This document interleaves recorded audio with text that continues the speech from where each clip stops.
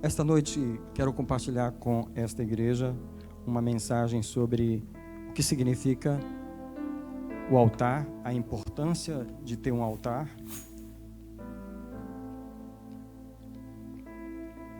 E na verdade, o título da minha mensagem é A Guerra contra o Altar.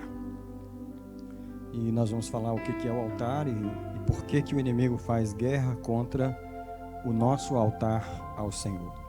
Então, se você achou Juízes, o capítulo 6, no verso 25, diz assim: Naquela mesma noite, disse o Senhor a Gideão: Toma um dos bois de teu pai, a saber, o segundo boi de 7 anos, e veja só, irmãos, e derriba o altar de Baal, que é de teu pai, e corta a árvore que está ao pé dele, e edifica ao Senhor teu Deus um altar no cume deste lugar forte, na forma devida, e toma o segundo boi e oferece em holocausto com a lenha da árvore que cortastes. Mais uma vez, eu vou ler o verso 25 e 26. Naquela mesma noite, disse o Senhor a Gideão: Toma um dos bois de teu pai, o segundo boi, de 7 anos, derruba o altar de Baal, que é do teu pai, e corta a árvore que está ao pé dele, que era uma árvore consagrada ao altar de Baal. Edifica ao Senhor teu Deus um altar no alto desse lugar forte, na forma devida, e toma o segundo boi e oferece-o em holocausto com a lenha que cortastes da árvore. Senhor, obrigado pela palavra que vem esta noite, que o Senhor abençoe o altar de cada um, que o Senhor limpe o altar de cada um, que o Senhor agora renove a lenha no altar de cada um e o fogo do Senhor, porque no nosso altar que nós oferecemos as ofertas ao Senhor, eu abençoo cada ouvido que ouve a Tua mensagem nessa noite e a mim, Senhor, que ministra a Tua palavra. Obrigado pelo privilégio, em nome de Jesus. Os irmãos podem se sentar. Obrigado.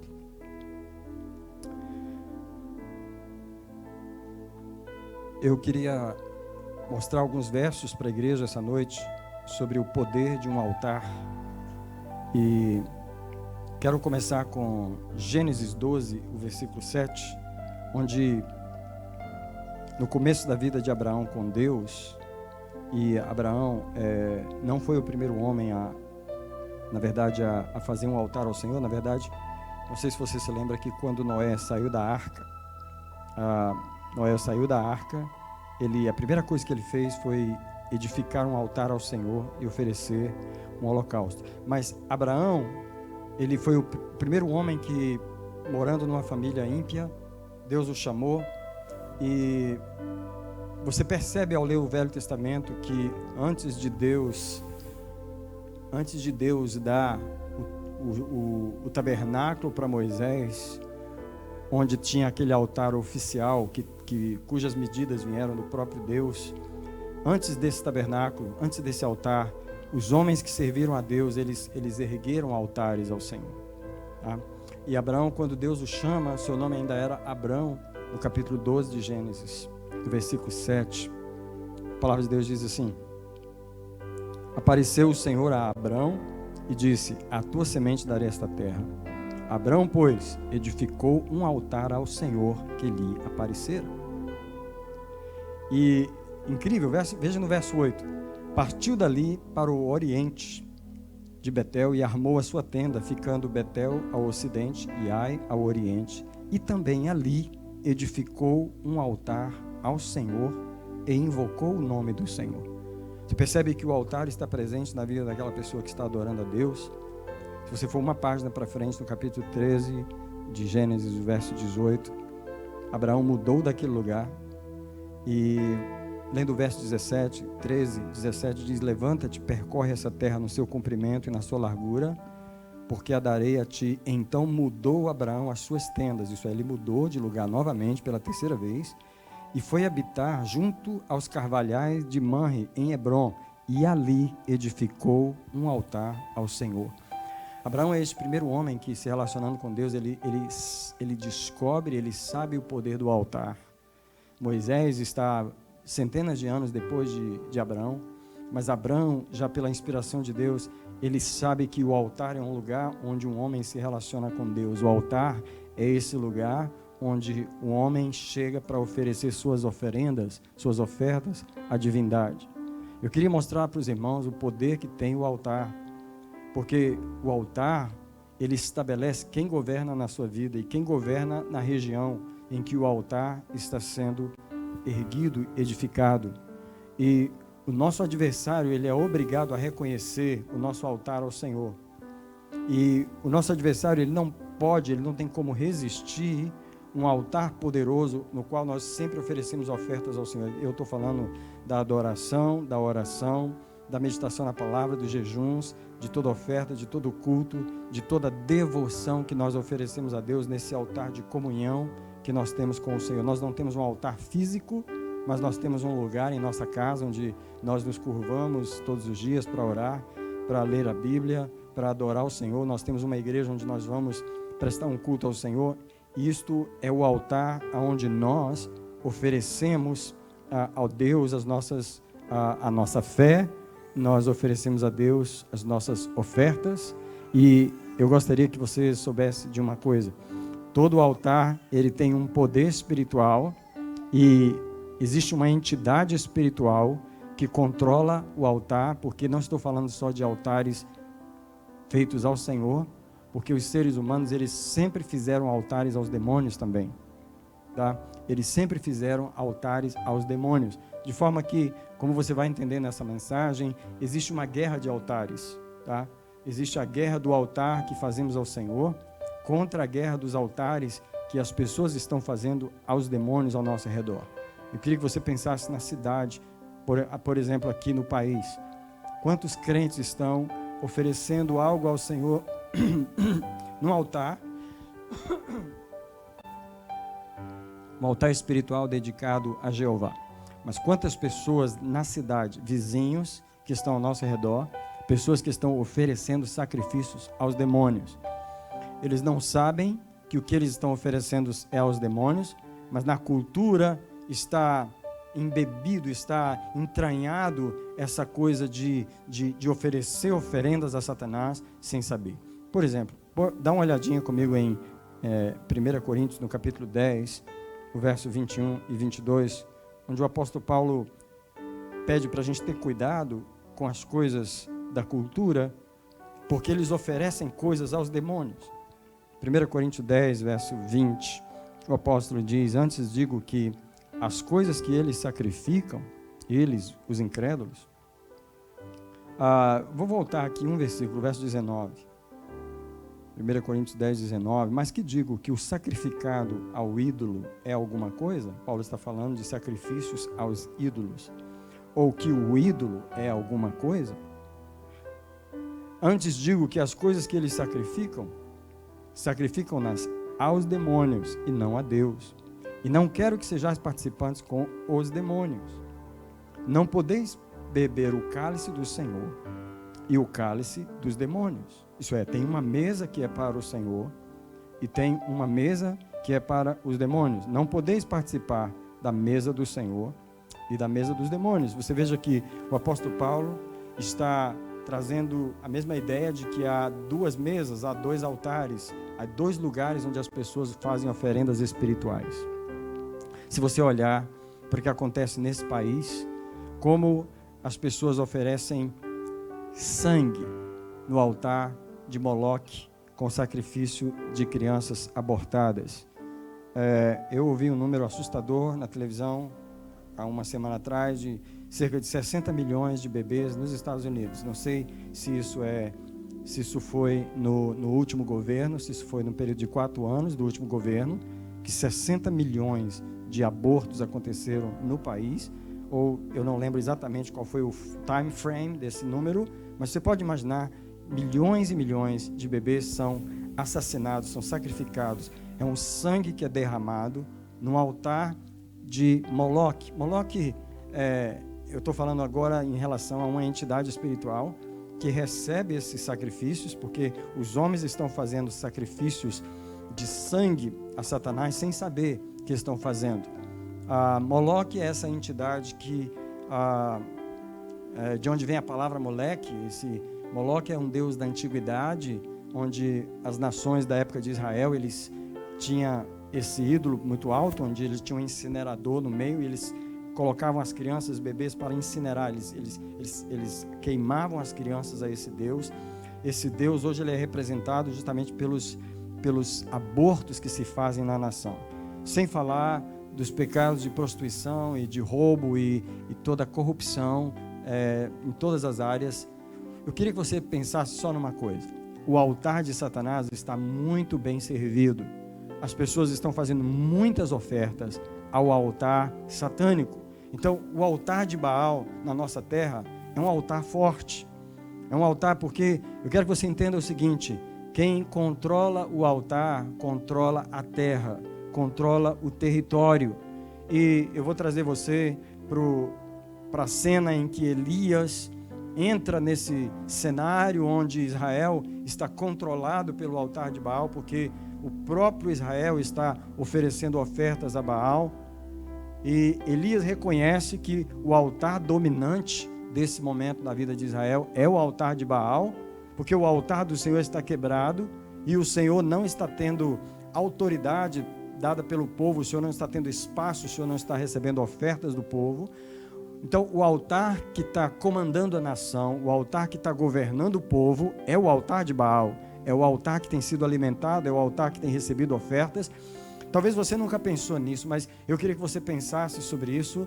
Nós, como crentes, servos de Deus, somos poucas pessoas na terra. Nós somos poucos, nós somos uma minoria. A palavra de Deus diz que nós somos o sal da terra, e por causa desse sal, o sal é como um pouquinho aqui, um pouquinho ali, um pouquinho ali. Por causa desse sal, Deus não permite que o mundo se degenere completamente. Mas no dia que Deus tirar a igreja, o mundo vai ser completamente entregue à sua degeneração total. Nós somos como poucos altares que estão espalhados no meio de uma terra que tem muitos altares sendo oferecidos a Satanás. Por isso que as massas são controladas não pela igreja, não pelo povo de Deus. A cultura é controlada não pela igreja. Os esportes, a mídia não é controlada pela igreja, é controlada por um alto altar, um altar muito mais poderoso, um altar onde os demônios recebem muitas ofertas das pessoas, da maioria da população, para que tenha um altar forte. Então você precisa entender que nós somos uma minoria que está tentando erguer um altar ao Senhor num lugar, num ambiente onde existe um altar dominante, que é o altar de Baal. E eu quero voltar aqui no texto rapidamente que eu li em primeiro lugar, porque quando Deus chega para liberar Israel em Juízes capítulo 6, e ele chama Gideão, a primeira ordem que Deus dá para Gideão é resolver o problema do altar, porque na verdade o povo está cativo, porque o altar dominante no momento é o altar de Baal. E a instrução de Deus para Gideão é destruir o altar de Baal. E uma coisa triste na vida de Gideão, que é algo que nós já começamos a fazer nessa igreja, é reconhecer os altares que os nossos pais levantaram. E eu queria que você lesse mais uma vez comigo este versículo, que é o 25 do capítulo 6 de Juízes, que diz: naquela mesma noite disse o Senhor a Gideão: toma um dos bois de teu pai, a saber, o segundo boi de 7 anos, e derruba o altar de Baal, que é de teu pai. Então presta atenção, Deus, antes de usar Gideão, ele está pedindo para Gideão quebrar a aliança que a própria família dele tem com Baal. Veja, quantos altares os nossos pais fizeram aos demônios. Nós temos ensinado sobre isso aqui, como renunciar à herança da iniquidade dos nossos pais, porque os nossos pais serviram a Baal. E eu não estou falando só pai e mãe, eu estou falando avô, bisavô, trisavô, e quantas gerações para trás que não conheceram o Senhor e que serviram aos demônios sem saber. Eles tiveram o seu altar, e Deus chega para Gideão e diz: derruba o altar de teu pai. E eu posso fazer uma pergunta para os poucos irmãos que me ouvem na igreja hoje e os que me ouvem pela internet: você já derrubou o altar de seu pai? Você já derrubou o altar que foi oferecido à idolatria na sua família?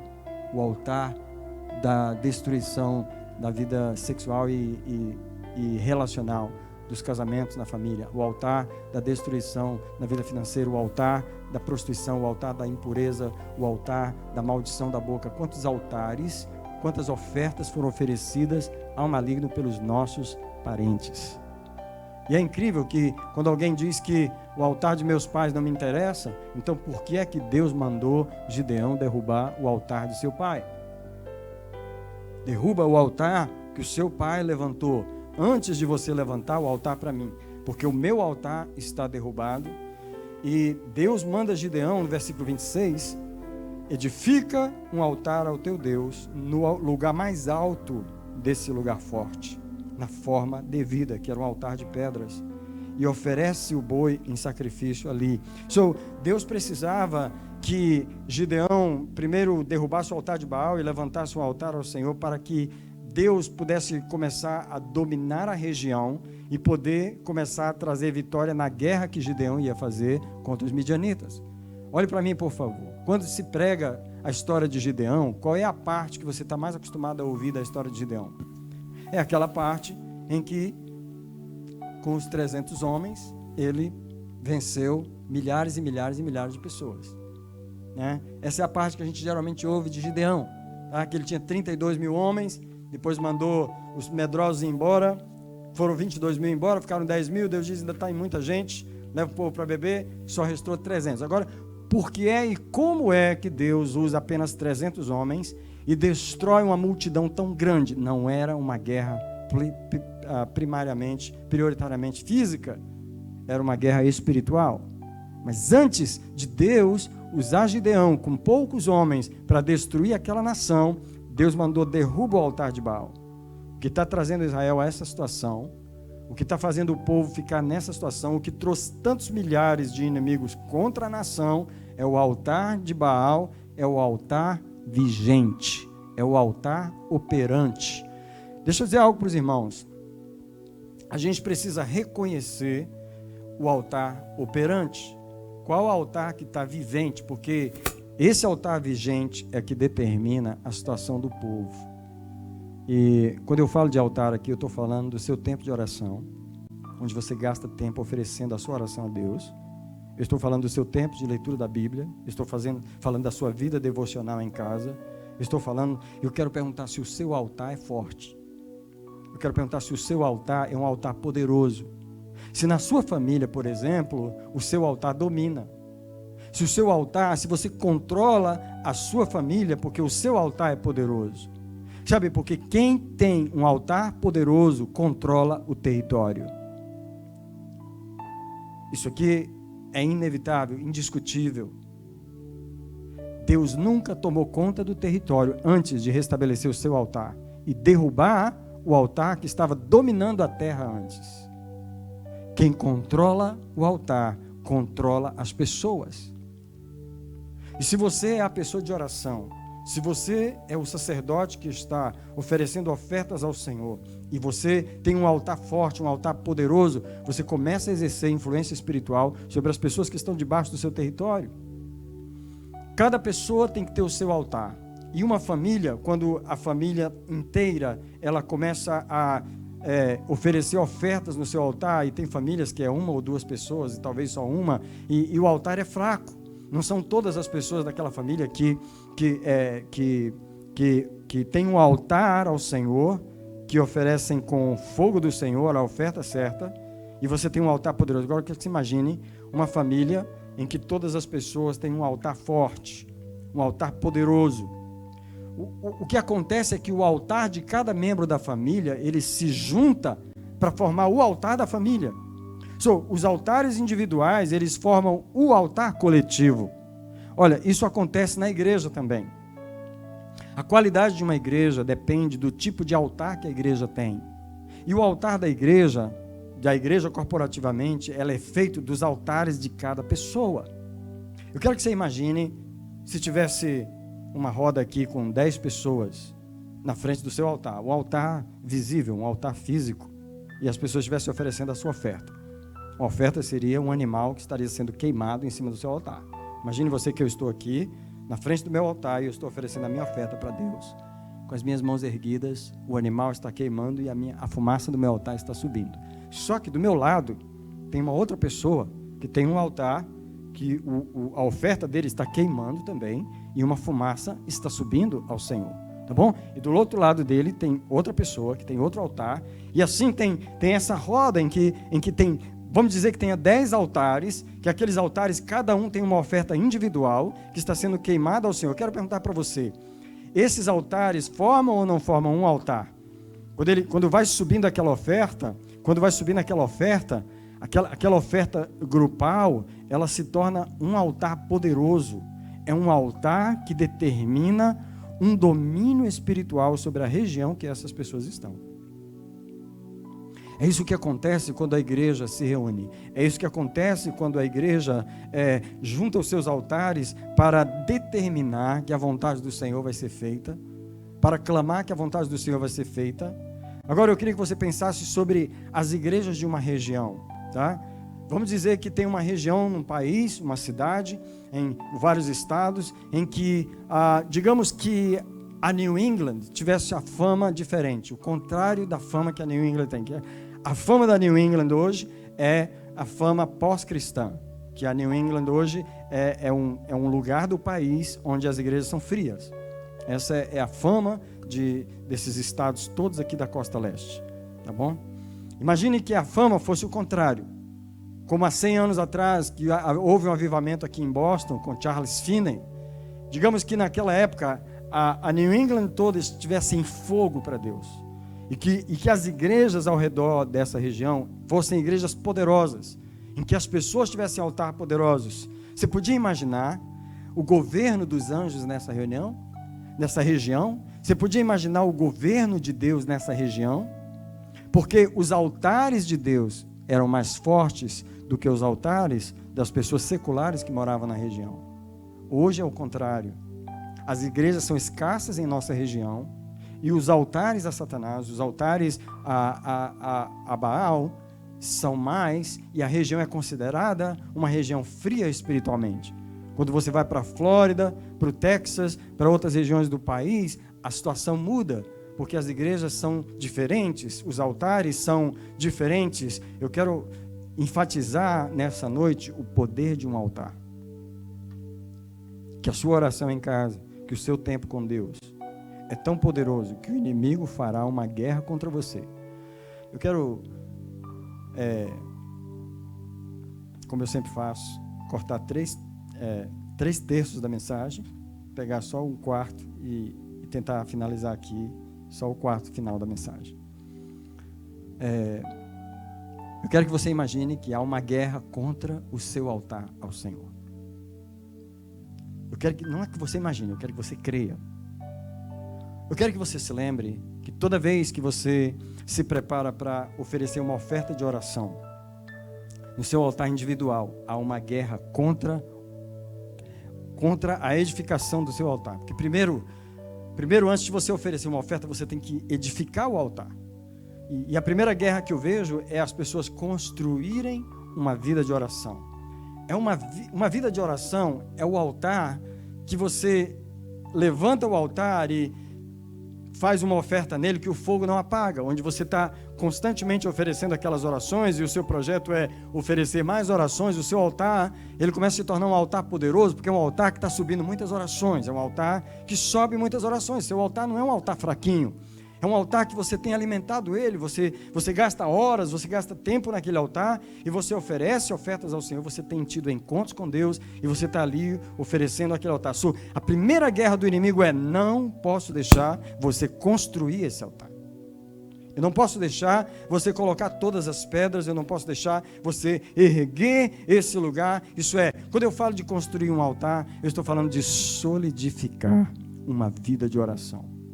Eu estou falando de conquistar uma vida de adoração a Deus individual.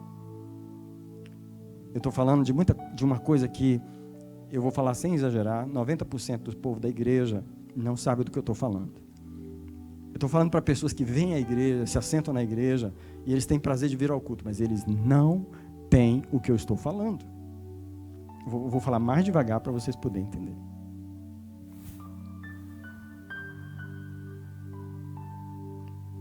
Em qualquer igreja que eu fosse pregar, eu poderia falar a mesma coisa.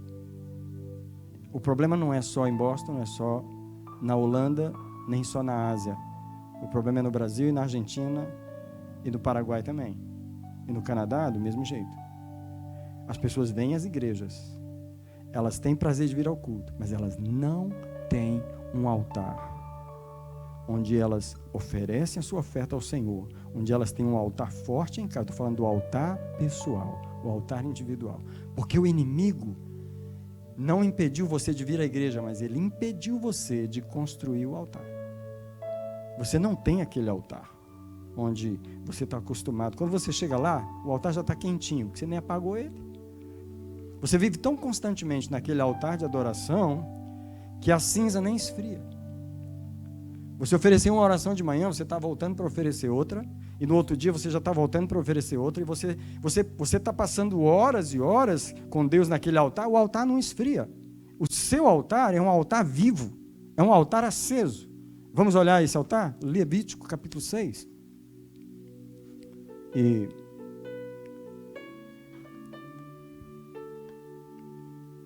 Levítico capítulo 6 é a imagem de um altar vivo, um altar que não morreu, um altar cuja cinza nunca se apagou, porque a pessoa tem um zelo por esse altar, ela alimenta o altar, ela limpa o altar, ela cuida do altar, ela põe madeira no altar, ela não deixa o altar da sua vida de oração se apagar. Levítico 6, verso 8, disse mais o Senhor a Moisés: dá ordem a Arão e a seus filhos, dizendo, essa é a lei do holocausto. O holocausto, ele ficará toda a noite, até pela manhã, sobre as brasas do altar. Nela se conservará aceso o fogo do altar. O sacerdote vestirá a sua veste de linho, vestirá suas calças de linho na sua carne, levantará a cinza, quando o fogo houver consumido o holocausto sobre o altar, e porá junto ao altar. Depois despirar suas vestes, e aqui está falando do sacerdote limpar a cinza, para poder colocar uma nova lenha. E aqui no verso 11, ele vestirá suas vestes, e levará a cinza para fora do arraial. E o verso 12 diz que o fogo sobre o altar se conservará aceso, não se apagará. O sacerdote acenderá lenha sobre ele cada manhã, e sobre ele porá em ordem o holocausto, e queimará a gordura das ofertas pacíficas.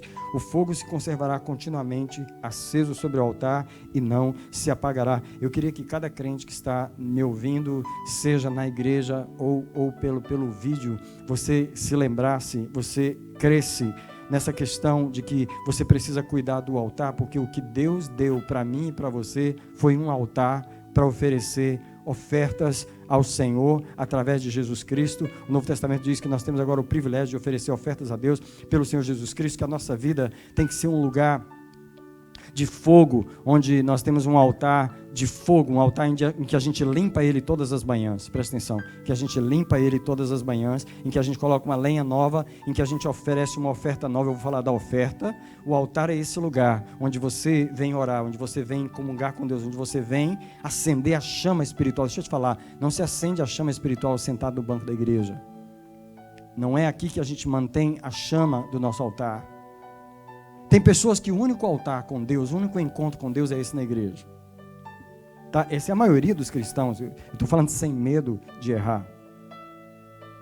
As pessoas têm 20, 30, 40 anos de igreja, elas não têm esse altar em casa. Elas não têm esse altar. Um altar quente, que nunca esfria. Um altar que o fogo nunca se apaga. Porque ela oferece tanta lenha nova todo dia, que o altar está aceso. É um altar temido pelo adversário.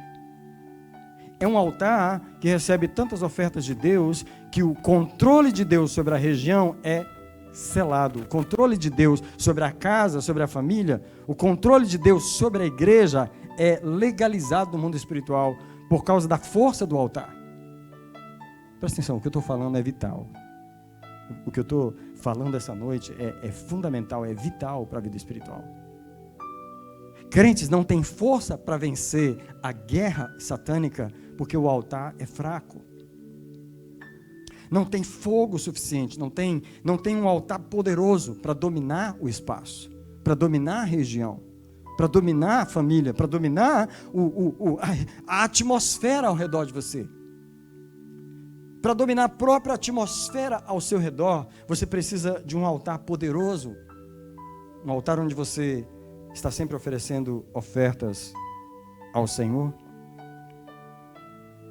Então deixa eu tentar terminar essa mensagem levando você para Elias, em 1 Reis, capítulo 18. O que acontece aqui? Bem, primeiro no capítulo 16, na verdade, eu quero ler 1 Reis 16, o versículo 30, que diz que Acabe, filho de Onri, que é o rei na época de Elias, o rei de Israel, ele fez o que era mal aos olhos do Senhor, mais do que todos os reis que o antecederam. E no verso 32 diz o seguinte, que Acabe levantou um altar a Baal, na casa de Baal, que ele mesmo edificara em Samaria. Acabe é esse rei de Israel, das tribos do norte. Ele é um rei de Israel, ele é um israelita, mas ele se casa com Jezabel, que é a filha de um rei pagão. E agora ele mesmo ergue um templo a Baal e faz um altar a Baal. Presta atenção, quando Elias aparece no cenário de Israel, o altar dominante na nação é o altar de Baal. Presta atenção, Israel é uma nação que serve a Deus, mas o altar dominante é o altar de Baal. O que eu estou falando? Eu estou falando que ter o nome de servir a Deus não quer dizer muita coisa. Se o altar que recebe ofertas é o altar de Baal, o altar que tem controle sobre as pessoas não é o altar de Deus, é o altar de Baal. E quando Elias, um profeta de Deus, cheio do fogo de Deus, ele é levantado por Deus numa época de apostasia em Israel, a primeira coisa que Elias faz é reconhecer o altar que domina o país. Não é o altar do Senhor. Não é o altar do Senhor. Agora presta atenção. Quando Elias chega no capítulo 18, que ele vai ter o confronto com os profetas de Baal, uma coisa que o Espírito Santo me mostrou aqui, é que a primeira coisa que Elias faz é, vocês oferecem o seu sacrifício primeiro, porque o altar de vocês é o altar operante na nação, o altar de vocês tem primazia para oferecer. Vocês, como estão dominando a região, vocês estão dominando o espaço espiritual de Israel, ofereçam a sua oferta. Olha lá, capítulo 18, no versículo 25. Disse Elias aos profetas de Baal, escolha um dos novilhos e apresentai-o primeiro, porque vocês são muitos, e invocai o nome do vosso Deus, mas não metais fogo ao sacrifício.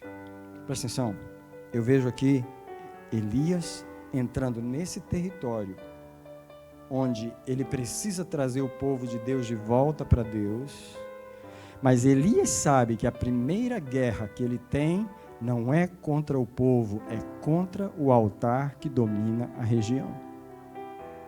Ele lhes fala, pode oferecer o seu sacrifício a Baal. A Baal tem recebido muitos sacrifícios no reinado de Acabe. O reinado de Acabe colocou Baal como Deus nesse lugar. E esse é o altar que está forte aqui. Só que Elias começa a fazer algo, ele começa a desacreditar o altar vigente. Presta atenção, eu estou pregando sobre Elias hoje, não é para você pensar no que aconteceu há talvez 2.700 anos atrás. É para você pensar no que está acontecendo na sua família hoje. Tem um altar vigente na sua família. Qual é o altar que está dominando na sua família? Você já reconheceu o altar? Você já descobriu as ofertas que esse altar recebeu e os príncipes malignos que você tem que enfrentar, porque eles receberam tantas ofertas que eles têm direito de dominar a cultura familiar? Eles têm direito de dominar os demônios que trabalham na família. Quando você falar de demônios, você tem que lembrar das ofertas que os seres humanos fizeram nos altares deles. Elias jamais teria que lidar com Baal se o povo de Israel nunca tivesse oferecido uma oferta a Baal. Jamais.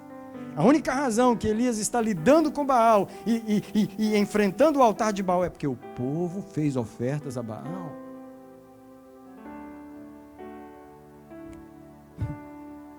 Elias sabe que ele está contra um altar aqui. E Elias começa a desacreditar o altar de Baal. Presta atenção no versículo 27. Sucedeu que ao meio-dia Elias zombava deles, dizendo, clamem mais alto, porque ele é um Deus. Pode ser que esteja falando, que tenha alguma coisa a fazer, ou intente alguma viagem. Talvez ele esteja dormindo e necessita que o acordem. E eles clamavam em altas vozes, conforme o seu costume, e se retalhavam com facas e com lancetas, até correr o sangue. Também sucedeu que, passado o meio-dia, profetizaram eles até a hora de se oferecer o sacrifício da tarde. Isso é até as 3 horas da tarde. Porém, não houve voz, ninguém respondeu, nem atendeu. Enquanto Elias espera para fazer o confronto com Baal, ele está desacreditando o altar de Baal. Pode clamar, tem um altar aí, ofereçam o seu sacrifício, teste o seu altar, teste esse altar que vocês serviram a nele até hoje. Vamos ver se ele é algum altar de alguma coisa, vamos ver se esse altar traz alguma resposta, vamos ver se esse Deus é Deus. Presta atenção, eu não vejo Elias fazer o que muitos crentes fazem, quando às vezes se descobre que tem atividade maligna numa pessoa, numa família, numa região, o crente já chega repreendendo, já chega mandando embora. Peraí, antes de você mandar qualquer espírito embora, você tem que primeiro pensar por que ele está aí. Ele não chegou aí porque ele quis, ele não chegou aí porque ele planejou, ele chegou aí porque ele foi trazido pelo ser humano. O ser humano fez ofertas, o ser humano levantou esse altar a Baal. E Elias está dizendo, já que esse altar é poderoso, cadê a oferta? Cadê a resposta? Cadê a resposta do altar de vocês? E Elias desacreditou o altar de Baal. E Elias está sendo levado pelo Espírito Santo sobre como lidar com esse altar que está ali, antes de derribar esse altar. Antes de confrontar o principado espiritual que está dominando a nação, Elias vai destruindo devagar o altar de Baal. E aí, no versículo 30, olha só. Elias então disse ao povo, chegai-vos a mim. E todo o povo se chegou a ele, e Elias reparou o altar do Senhor que havia sido derrubado. Agora Elias passa por uma segunda fase, onde ele começa a edificar o altar do Senhor. Elias não chegou lá repreendendo os demônios, Elias não chegou lá mandando a nação voltar para Deus. Elias primeiro desacreditou o altar de Baal, primeiro ele reconheceu que havia um altar a Baal, desacreditou esse altar, e agora Elias começa a edificar o altar do Senhor. Eu quero que você pense o seguinte, que Elias gastou um tempo para juntar 12 pedras. Não se faz isso em 10 minutos, não se faz isso em meia hora, não se constrói um altar em 10 minutos. Às vezes a gente lê o capítulo 18, achando que aquilo aconteceu em 35 minutos. Aquilo levou tempo. Nenhum crente levanta um altar verdadeiro ao Senhor com 5 minutos de oração. Ninguém levanta um altar verdadeiro, um altar poderoso que vai derrubar os espíritos da região, os espíritos da família. Não se levanta um altar poderoso com 10 minutos de oração. E Elias juntou 12 pedras, que simbolizavam as 12 tribos de Israel, e ele começou a colocar uma pedra em cima da outra, uma pedra em cima da outra, e colocou a massa, e está edificando o altar. E Elias está edificando o altar. Deixa eu dizer para você, a mensagem de Deus nessa sexta-feira à noite, dia 4 de setembro de 2020, no meio de uma pandemia, que ninguém sabe o que vai acontecer, que valor vai ter vacina, que valor vai ter isso, que situação que o mundo está. Presta atenção, nada disso importa, importa o altar. Você tem altar? Seu altar é fraco? O seu altar é poderoso? Você consegue exercer influência sobre a atividade maligna ao seu redor? Você consegue dominar a região pelo poder do seu altar? Eu quero desafiar o seu altar nessa noite. Porque Elias construiu um altar ao Senhor. Ele levantou um altar ao Senhor. Agora olha só. Depois que ele levanta esse altar ao Senhor, ele coloca a oferta em cima do altar. E ele clama ao Senhor. Agora eu queria que você olhasse para o verso 38 para terminar essa parte de Elias, porque aqui é que está a situação, a solução. No 37, Elias diz, responde-me, Senhor, para que este povo conheça que Tu és Deus. E o que acontece? Caiu o fogo do Senhor. Agora só um minutinho. Só um minutinho. Nós não poderemos jamais acender o fogo do nosso altar. Aliás, aqui está um problema com muitos de nós no trabalhar com o altar, porque a gente tenta acender o fogo. Tá? Sua carne não tem ânimo para orar e você quer fazer ela ter, você quer acender o fogo dela. Não adianta, a carne nunca vai acender. Você nunca vai acender o fogo no altar. Você nunca vai colocar fogo no seu próprio coração para buscar Deus. Você nunca vai fazer esforço próprio, você nunca vai fazer na força da carne um grande desejo de você levantar um altar. Você nunca vai fazer um altar poderoso na boa vontade, na determinação. Você precisa que o fogo de Deus desça sobre o altar que você está edificando. Para que o fogo de Deus desça, você tem que edificar esse altar e permanecer ao redor dele. Sabe, é aquela palavra de esperar no Senhor. Sabe, o crente que quer o fogo de Deus no seu altar, que é um fogo que você vai apenas cuidar para que ele não se apague, mas você tem que esperar Deus acender o fogo, você tem que esperar no Senhor. Enquanto você espera no Senhor, você morre. Enquanto você espera no Senhor, você vai morrendo. Altar verdadeiro é altar de sacrifício, é altar de morte pessoal, é altar onde você desaparece, é altar onde você começa a orar e não vê sinal, você não vê Deus agir ainda, você não viu resposta, por quê? Está na hora de morrer. Enquanto você espera Deus acender o fogo no altar, Deus está te humilhando, Deus está trabalhando, Deus está fazendo que o adorador que venha a esse altar, ele mesmo seja oferecido sobre o altar. Às vezes a gente vem fazer um altar ao Senhor, querendo oferecer ao Senhor as orações, e Deus está dizendo, a oração é você. Pode orar, estou ouvindo todas as palavras, estou ouvindo todo o desejo do seu coração, mas você não teve a revelação ainda de que a oferta nesse altar é você. A oferta nesse altar é você. Então, eu não acendi o fogo ainda, porque eu estou esperando você subir no altar. Você subir no altar. Romanos 12, versículo 1. Rogo-vos, pois, irmãos, pelas compaixões de Deus. Como é que Paulo faz um apelo tão dramático? Acho que em nenhum outro lugar Paulo faz um apelo tão dramático. Pelas compaixões de Deus. Em outras palavras, pelo amor de Deus. Ofereçam os vossos corpos como sacrifício vivo, santo e agradável a Deus. Eu queria sugerir uma coisa para você quando você for orar. As pessoas que eu estou pregando essa noite, especialmente as que estão nesse culto, vocês vieram ao culto porque vocês são pessoas de altar. Alguém pode dizer graças a Deus por isso? É fraquinho demais, vocês estão com um altar muito fraco hoje. Vocês são pessoas que têm um altar. Eu queria que você lembrasse que uma das coisas mais poderosas que Deus deu para você foi o altar. Um lugar para você se oferecer para Deus. Um lugar para você se colocar em cima dele e ficar esperando o fogo de Deus descer sobre a oferta. Um altar não é para a gente oferecer coisas para o Senhor, ficar do lado de fora, ver as coisas queimar e a gente está aqui.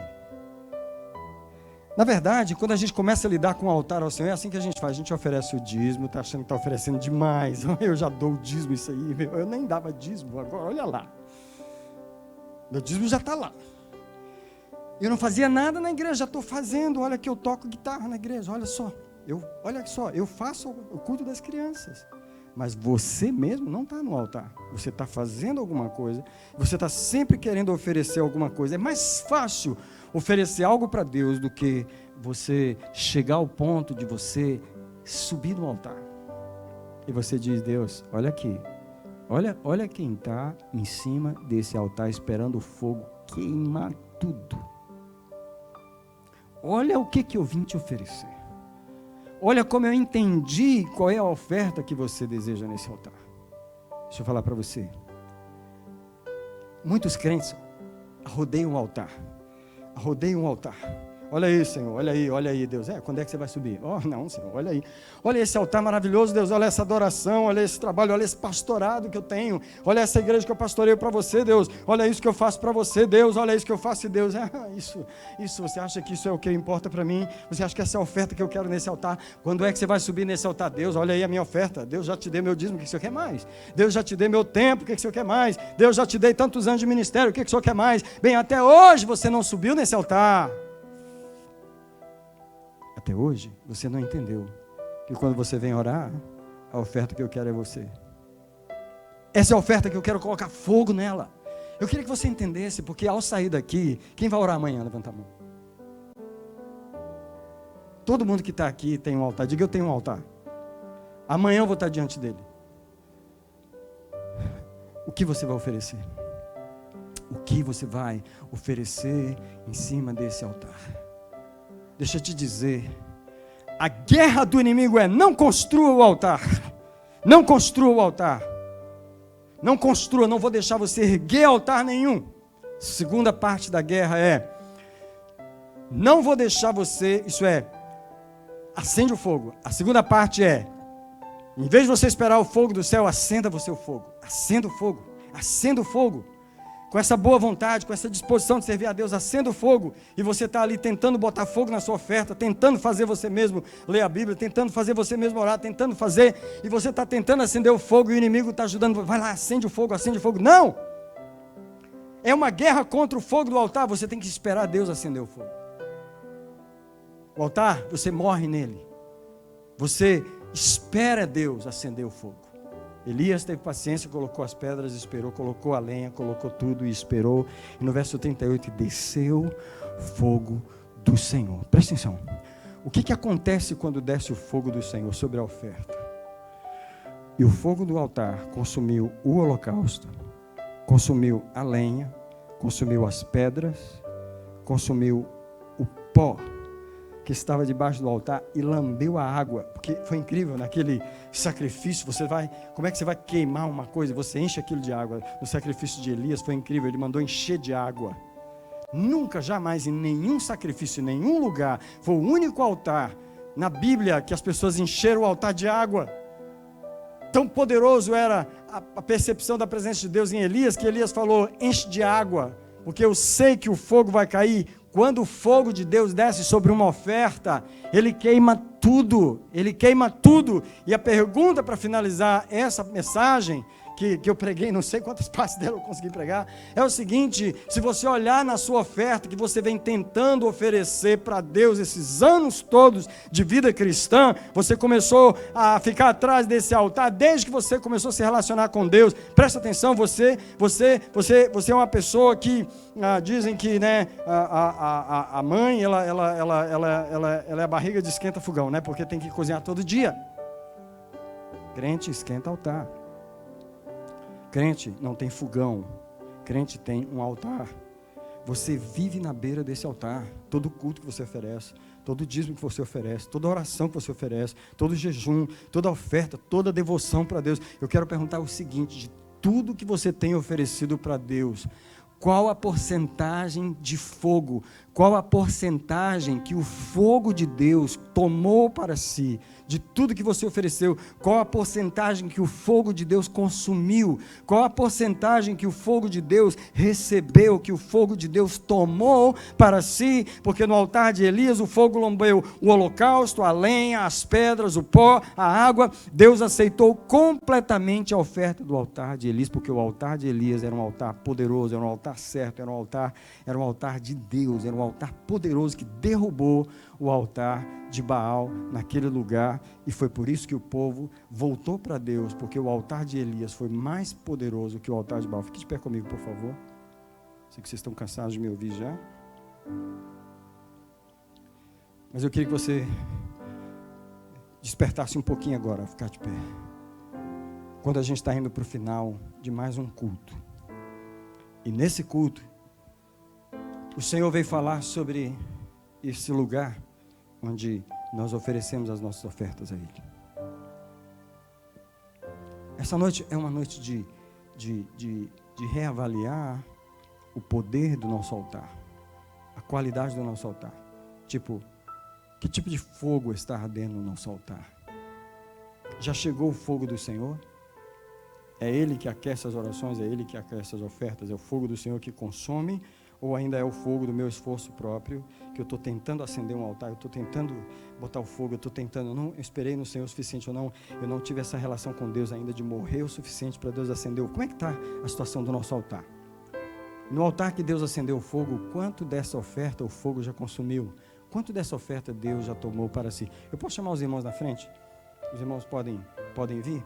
Enquanto vocês estão vindo aqui, eu quero que a gente venha, eu quero que você se veja na frente do seu altar. Eu quero que você se veja bem na frente do seu altar. Exatamente, em nenhum outro lugar, mas na frente do seu altar. Adorador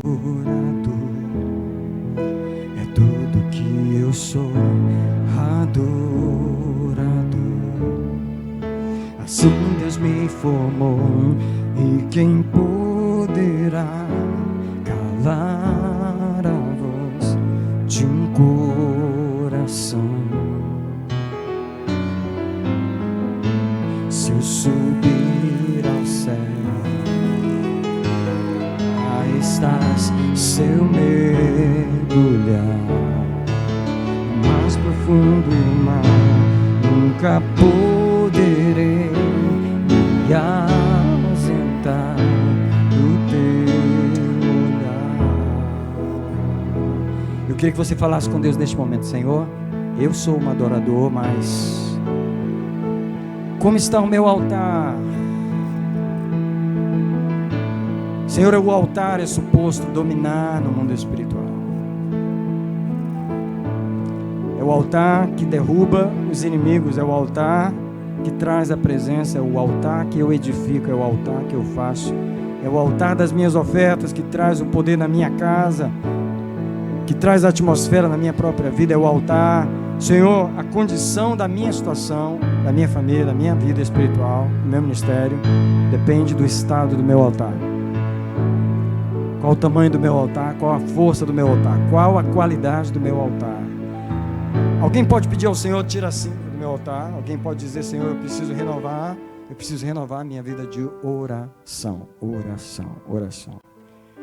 Eu preciso renovar a minha vida de leitura da Bíblia. Deixa eu te falar, a lenha é Bíblia e oração. Eu estou falando mais uma vez algo que você já sabe, mas que o Espírito Santo insiste no mesmo ponto. A gente abana o fogo de um altar com oração e com leitura da palavra de Deus.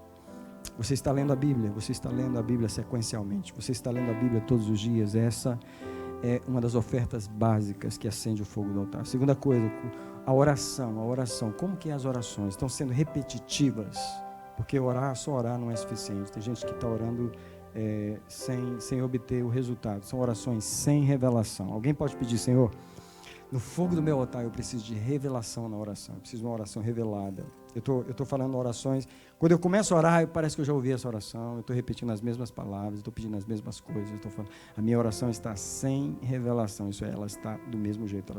Aliás, eu já estou repetindo ela há alguns anos. Eu percebo que já está decorado. Eu começo do mesmo jeito, eu termino do mesmo jeito. Não tem novidade. Isso é, não está tendo vida, não está tendo fogo no altar da minha oração. Alguém pode clamar ao Senhor nesse momento e dizer: Senhor, olha só, o Senhor veio pregar uma mensagem tão forte hoje à noite sobre altar. É uma sexta-feira comum, simples, não veio quase ninguém na igreja, mas Senhor, olha que palavra. Senhor, olha o que tu vieste me falar essa noite, que o poder na minha vida, o poder na minha casa depende da qualidade do meu altar. Deus, olha para as minhas orações. Deus, faz algo aqui no meu relacionamento com o Senhor.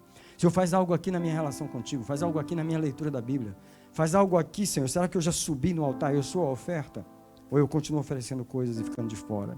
Alguém clama ao Senhor e diz: Senhor, eis-me aqui nesse altar para renovar o meu altar. Renova o meu altar nessa noite, Pai. Renova o altar dessa igreja. O altar individual de cada pessoa que me ouve pela internet. Deus, renova o altar. Tira a cinza, coloca uma lenha nova. Traz uma revelação nova da vida de oração. Uma revelação nova de como ler a Bíblia. Uma revelação nova. Alguém diz: revelação nova. Senhor, se tu não trouxer uma revelação nova, as orações serão as mesmas. Repetindo, sem novidade. Senhor, tem misericórdia de nós. Tem misericórdia do teu povo nesse altar, em nossa vida. E traz agora, Pai, em nome de Jesus. Adorar é o que sei. Adorar é o que sou. Nada pode calar um adorador. Não existem prisões que contenham a voz de adorar, ó Senhor. Aleluia, meus irmãos, eu vou finalizar aqui o nosso culto essa noite. Eu quero realmente, de coração, louvar a Deus pela vez de cada um dos irmãos e das irmãs, das crianças que vieram ao culto e que vieram receber essa palavra. Eu quero dizer, para terminar, valorize o altar. Eu vou falar honestamente, eu não tenho nada a não ser o meu altar. É algo que eu prezo, com muito carinho. Eu zelo do meu altar. Eu não tenho um pastorado, eu não tenho uma igreja. Quem está aqui há mais tempo sabe que eu perdi essa igreja. Eu não tenho ministério. Eu não sou o pastor dessa igreja. eu não tenho ela no meu coração. Eu não tenho ministério, eu não tenho fama, eu não tenho um ministério fora. A única coisa que eu tenho é o meu altar com Deus. Às vezes, você pode pensar que o dia mais importante para mim é o dia que eu venho pregar. Eu digo para você que não é. Os dias mais importantes para mim são os dias que eu venho diante do meu altar. E esse é todo dia. E sempre que eu estou diante do meu altar, não tem nenhuma pessoa comigo. É só eu e o Senhor. Eu não sei se você consegue ver o altar como eu vejo, como eu estou falando dele nessa noite.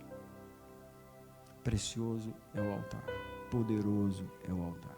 É desse altar que eu tiro revelação. É nesse altar que eu ouço a voz. É nesse altar que Deus me renova. É nesse altar que Deus me dirige. É nesse altar que Deus me fala. Poderoso é o altar. Estenda as mãos, eu quero abençoar.